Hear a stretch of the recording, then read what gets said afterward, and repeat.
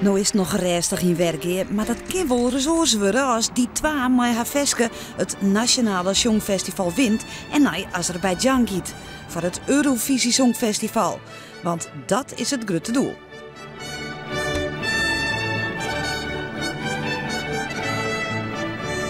Heel vroeger had ik wel eens zoiets van, als ik daar als een keer steen zou dat zo leuk wezen. Heel vroeger? Ja, heel vroeger. Ja, ook heel iets weer. Dus, nou, we zinnen wat in en dan moeten we maar zien wat er gebeurt.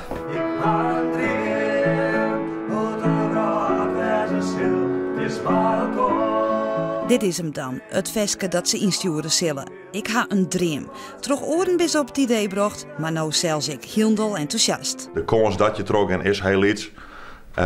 Dat betekent net dat je dat net vanuit gaan moet, want je doet wel maar, dus er is wel een kans. Dus als het gebeurt, dan zetten we de schouders eronder en dan gaan we er helemaal voor. Maar als het net gebeurt, dan gaan we vrolijk verder wat we mee bezig zijn. Dus, Het nummer stie al op het nieuwe album dat op 14 oktober uitkomt. En het is vanzelfs Friesk. Wij zongen altijd in het Fries en ons tweede album komt in het Fries uit. En daarom deze week, als wij mooi doen wij mooi in het Fries.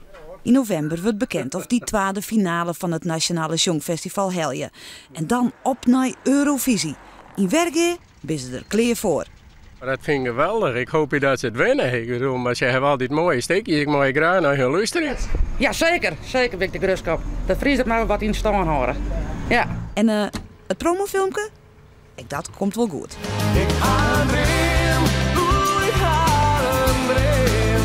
Ik ga een dream, ik ga een dream. Ik ga een dream.